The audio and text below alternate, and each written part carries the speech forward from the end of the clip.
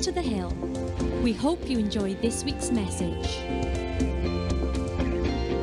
Before I begin, I'm generally quite an organised person.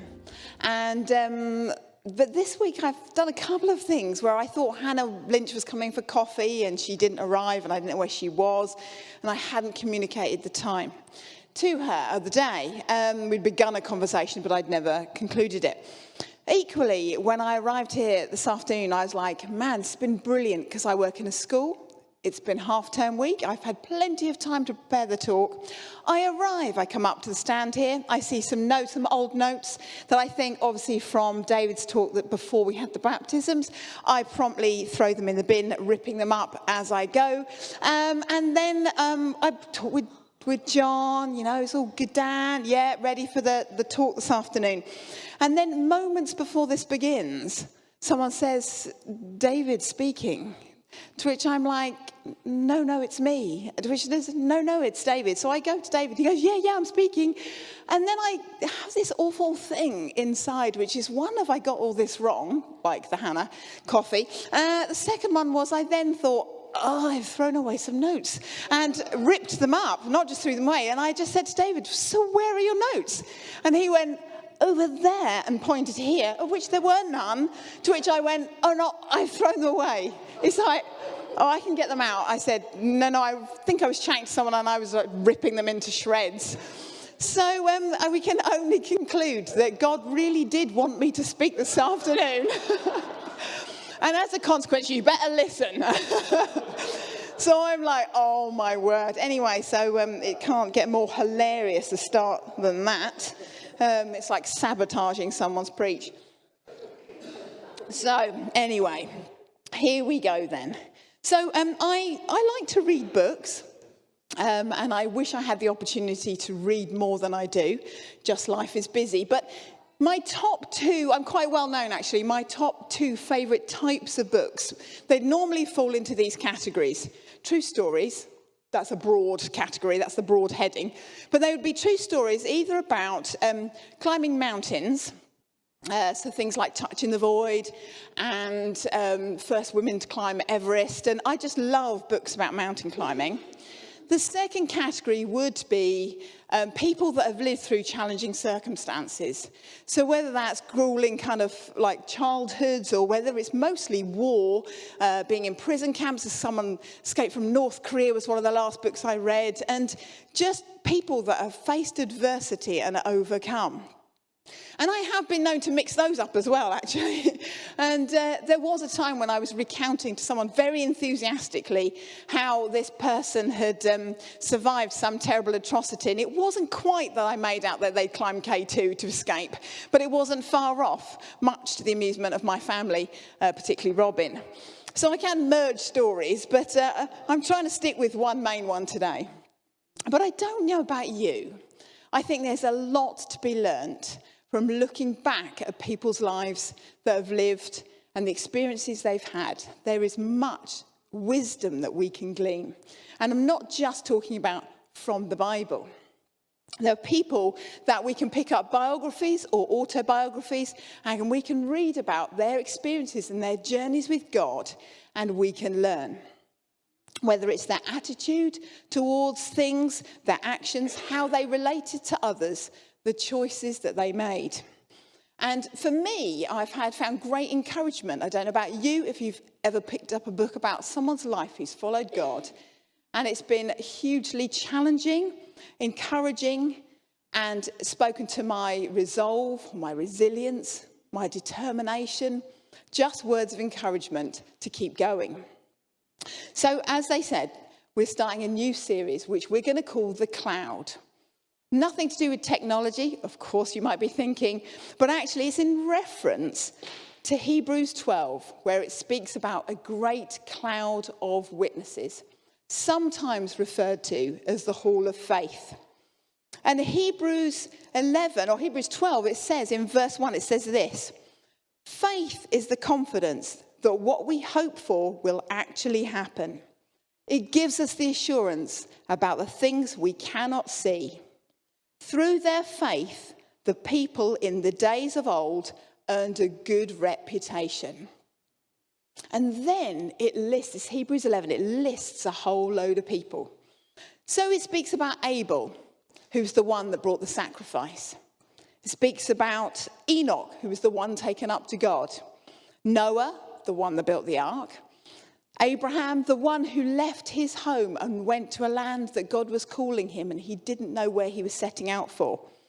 There's Sarah, the one that couldn't have a child and yet conceived.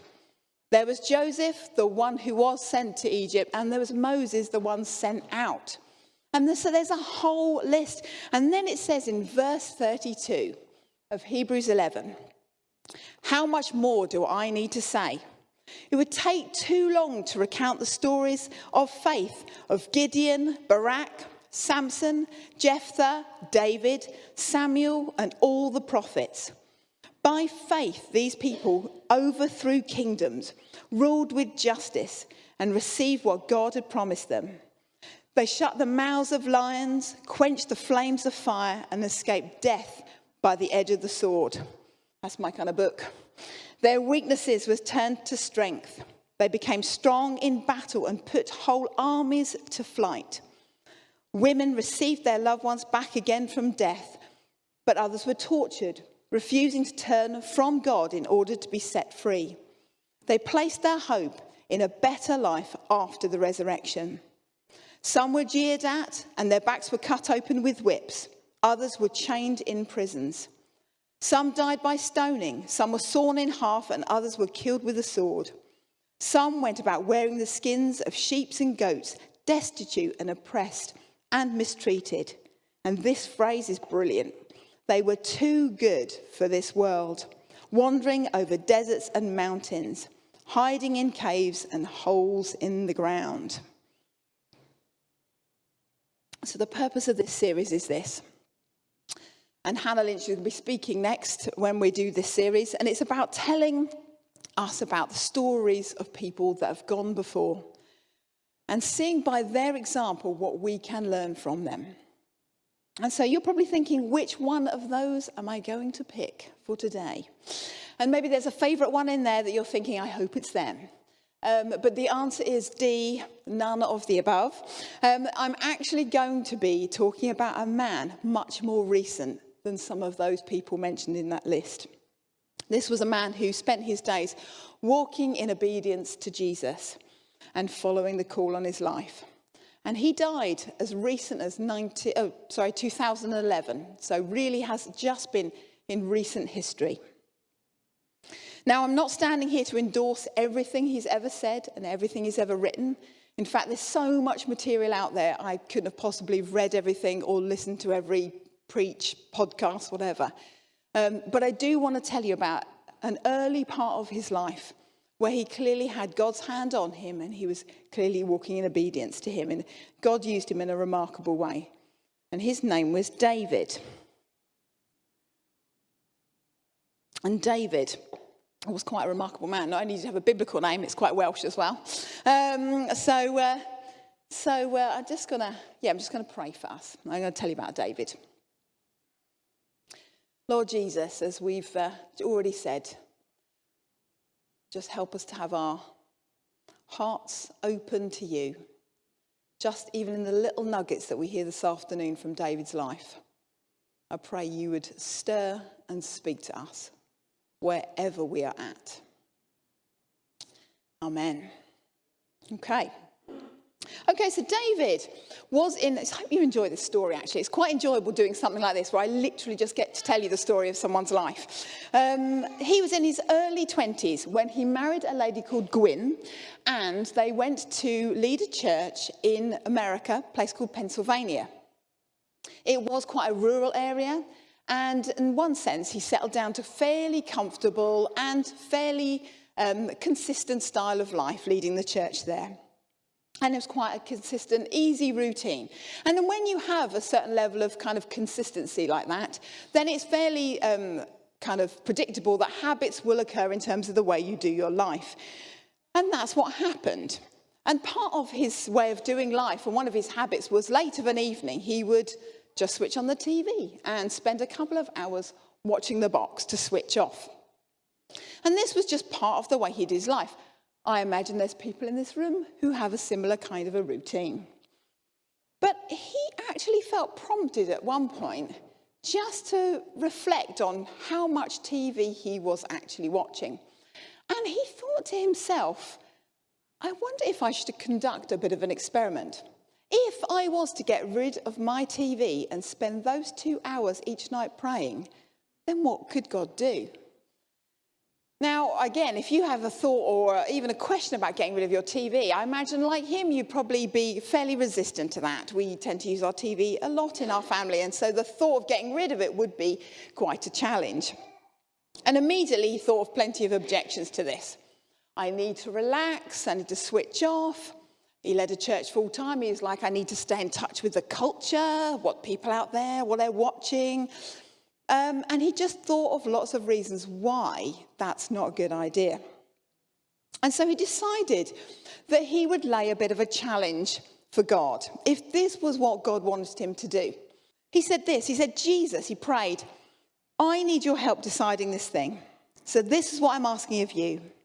I'm going to put an ad in the paper to sell that TV set. If you are behind this idea, let a buyer appear right away. Let him appear within an hour, within half an hour, after the paper hits the streets.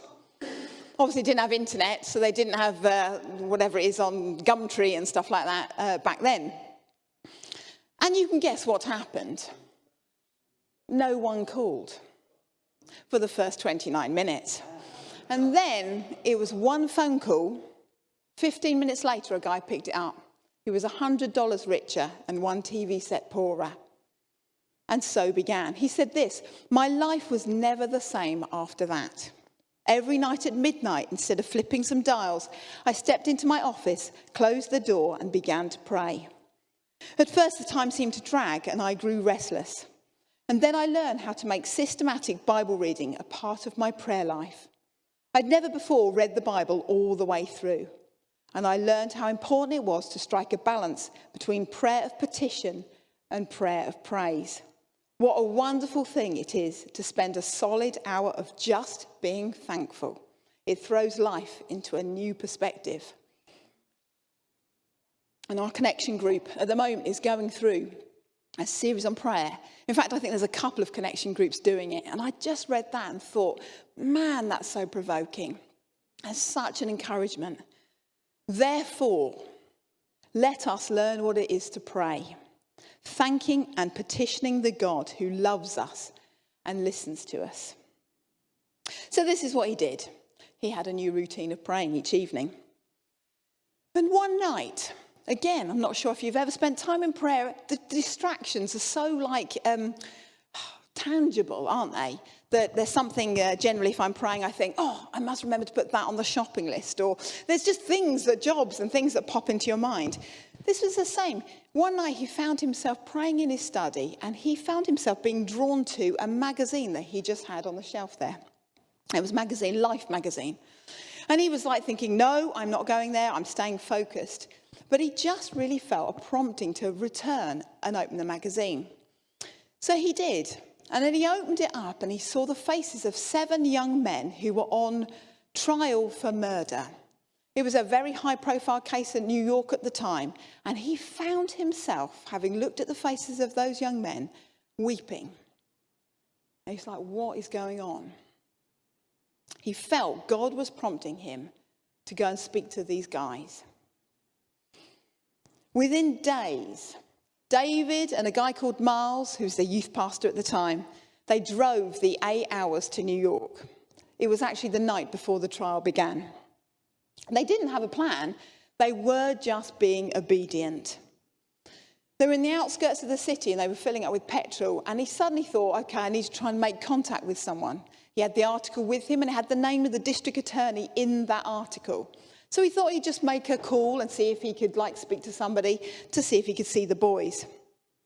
It wasn't an obvious open door. In fact, actually, he was told to get lost. And at the time, he recalled this. We were 350 miles from home and it was getting dark. Weariness, discouragement, and a faint fright gripped me. I felt lonesome. Somehow standing in the neon light of the gas station, having experienced the kind of rebuff I must expect, the guidance I had received in the security of my mountain parish study didn't seem so convincing.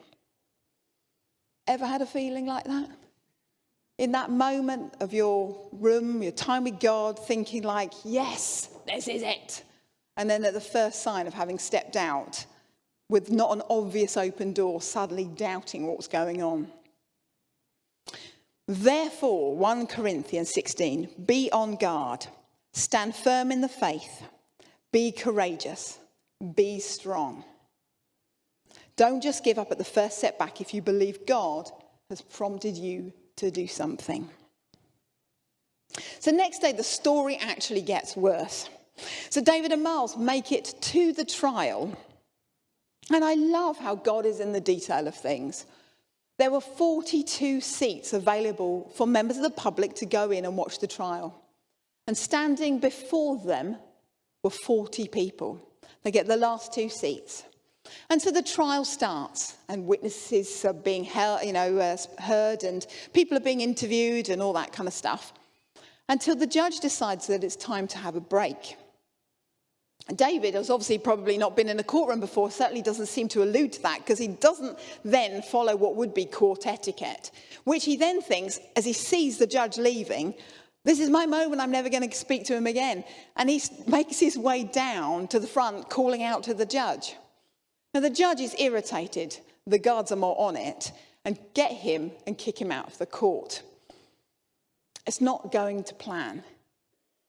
But the only people that are thinking, this is interesting, and aren't actually annoyed are the journalists who swarm around him, because it's obviously such a high-profile case. They're all there anyway to report. And they ask him what he's doing and who he is. And he explains he's a preacher that's come from out of town, and he just wanted to speak to the boys. They ask him at that moment, what's that book you've got in your hand? And he says, it was my Bible. The next question is, are you ashamed of it? Of course not. Why not hold it up? And he lifts the Bible up like this. Perfect opportunity for a photo. And at that moment, he realizes how this is going to look. This is going to get reported in every major newspaper, which it was. Bible-waving country preacher interrupts murder trial. Now, it's easy for us, because I know the story and I know how this goes, and I'll tell you in a minute. But in that moment, he's just overwhelmed with shame. And he's thinking, actually, he's from a town, he's a church, he's well known in his area. He's now he's just like, what was he thinking? He's going to bring shame on his town, on his church, on his family, on his wife. Just thinking, what was I thinking? Romans 8:28 says this, God works all things together for the good, which is easy standing this side of the story when you know what happens. Sometimes we're just left with questions, wondering how he's going to make something out of the current mess we find ourselves in and how it can be possibly used for good. Therefore, even when things don't make sense, or good is the least appropriate word to describe your situation, we have a choice to lean into God. We have a choice to trust that he knows what's best, and his ways are indeed higher than ours, however painful they are in the moment. And some people here need to hear that today. The only encouragement he received was when he went back home. A little old lady, who I think was wanting to genuinely be encouraging, did say to him, we still want you even if nobody else does. I'm not not quite sure how that worked, but the one thing was really clear for him was that he was to go back. So he does. He parks his car downtown, he makes the 8-hour drive back. And as he gets out of his car, a young lad calls to him and says, hey, Davy, preacher. Like, doesn't know anyone that lives in New York. And what unfolds now is the next part of his story, where because of that photo on the front page, he is now known. He is now known amongst every gang member in New York who's seen his photo. And the funny thing is, because he was kicked out by the guards, in one sense, the cops, the authorities, were not for him. And neither were they for the gang members and the boys on the street. So in that sense, they were in the same boat, common enemy. And so therefore they were kindred spirits, and it provided an open door. Tommy, this boy, he's a president of one of the local gangs, takes him down to meet the rest of his crew. And it's fascinating. What was shameful and humiliating in that moment suddenly has a very different light on it when you realise how this is used for good. He has his first time where he's able to speak to one of the gangs and share of God's love and God's heart for them.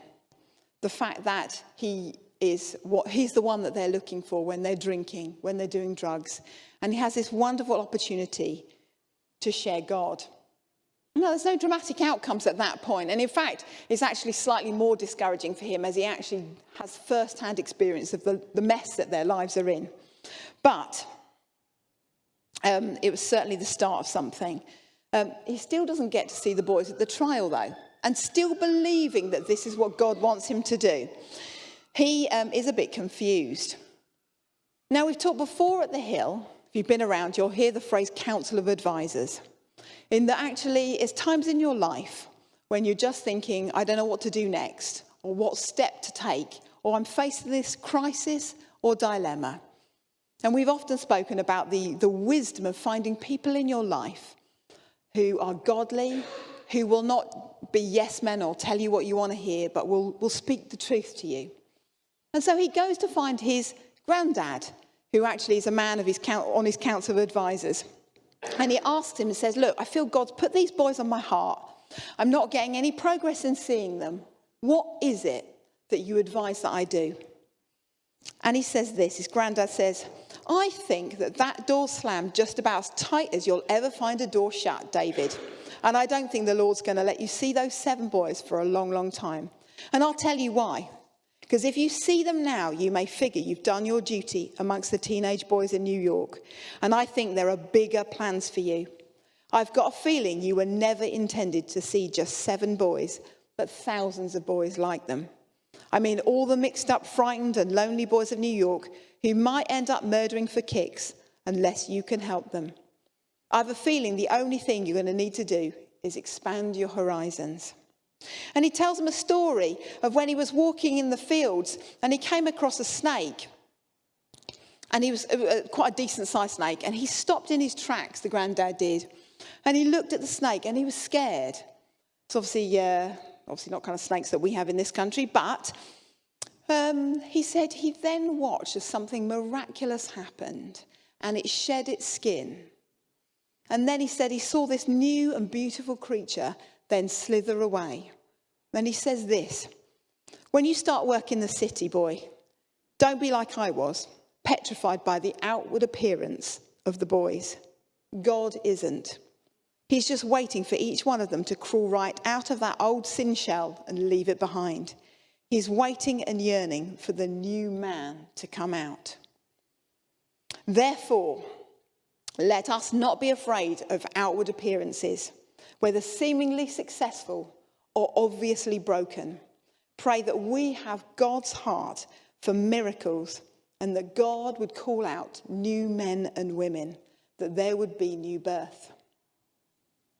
So therefore, we're moving on. The next 4 months, he has a day off a week. He makes the 8-hour drive and he walks the streets. He gets there kind of early afternoon. He walks the streets. Praying, speaking to people, and he drives home in the morning hours. And his prayer was simple. Lord, if you've worked for me in this place, teach me what it is.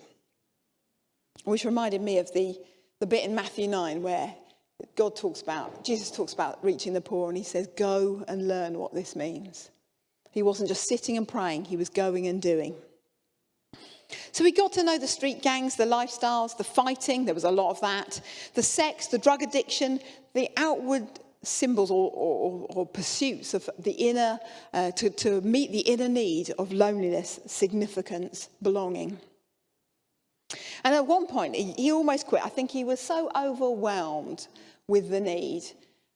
And he felt God ask him in that moment, ask him a question.